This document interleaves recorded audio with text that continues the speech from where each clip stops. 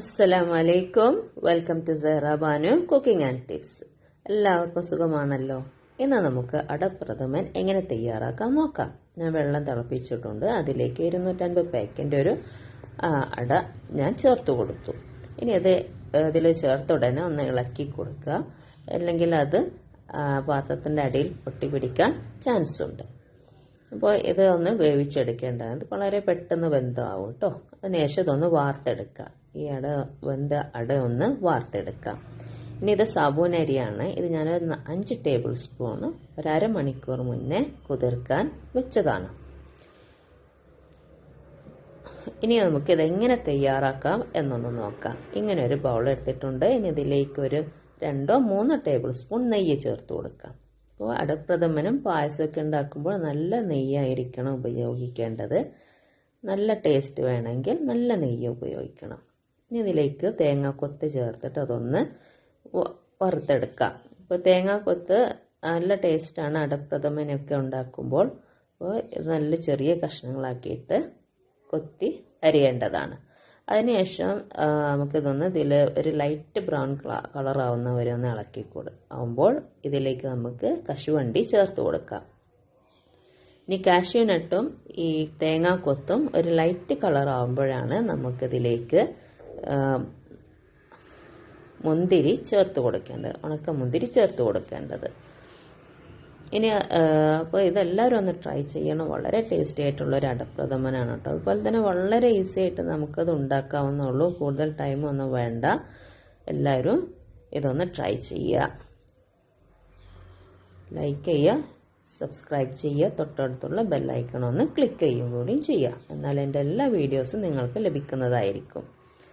അപ്പോൾ അതെല്ലാം നമുക്ക് കോരി വെച്ചു. ഇനി ഈ നെയ്യിലേക്ക് തന്നെ നമുക്ക് വേണ്ടത് ശർക്കരപ്പാനിയാണ്. ഞാനിവിടെ എടുത്തിട്ടുള്ളത് ഒരു 6 അച്ചിൻ്റെ ശർക്കരപ്പാനിയാണ്. 6 അച്ച് കൊണ്ടാണ് ഉണ്ടാക്കിയ ശർക്കരപ്പാനിയാണത്.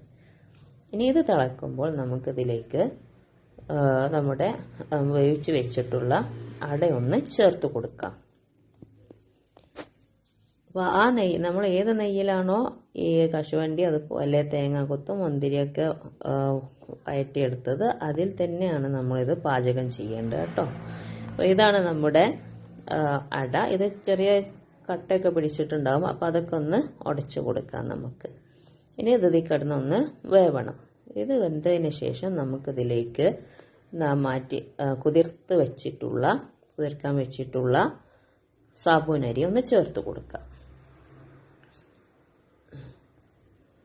അപ്പോൾ ഇത് രണ്ടും ഈ അടയും അതുപോലെ തന്നെ സാബൂനരിയും ഇതിൽ കിടന്ന് ഈ ശർക്കര പാനിയിൽ കിടന്നൊന്ന് വേവിച്ചെടുക്കണം. ഒരു 10 മിനിറ്റ് കിടന്ന് വെന്താൽ മതി. അതിനുശേഷം നമുക്കിതിലേക്ക് രണ്ടാം തേങ്ങാപ്പാലൊന്ന് ചേർത്ത് കൊടുക്കേണ്ടത്. രണ്ടാമത്തെ തേങ്ങാപ്പാലാണ് ചേർത്ത് കൊടുക്കേണ്ടത്. ഇതിൽ ഫസ്റ്റും സെക്കൻഡും തേങ്ങാപ്പാൽ മതി. മൂന്നാമത്തെ ഒരു തേങ്ങാപ്പാലിൻ്റെ ആവശ്യമില്ല. ഇനി ഇതിൽ കിടന്നിട്ട് വീണ്ടും ഒന്ന് നമുക്കിത് വേവിച്ചെടുക്കാം. ഈ അടയും സാബൂനരിയും ഇതിൽ നമുക്ക് വീണ്ടും വേവിച്ചെടുക്കണം. അപ്പോൾ നല്ല പോലെ വെന്തിട്ടുണ്ട്. ഈ ഒരു കൺസിസ്റ്റൻസിയിൽ മതി കേട്ടോ. ഇതെല്ലാം കഴിയുമ്പോഴേക്കും നല്ല ഒന്ന് കുറുകി വരും. ഇനി ഫസ്റ്റ് പാല് ഒഴിച്ചു കൊടുക്കാം. ഫസ്റ്റ് തേങ്ങാപ്പാൽ ഒഴിച്ചു കൊടുത്തതിന് ശേഷം കൂടുതലൊന്നും ഒന്ന് തിളപ്പിക്കരുത്. കൂടുതൽ തിളച്ചു പോകരുത്. ജസ്റ്റ് ഒന്ന് ചൂടാക്കിയാൽ മതി. കാരണം ഇത് പിരിഞ്ഞു പോവും. അത് ഏതൊരു പായസത്തിനാണെങ്കിലും ഫസ്റ്റ് പാൽ ഒഴിച്ചു കഴിഞ്ഞാൽ കൂടുതൽ തിളപ്പിക്കരുത്.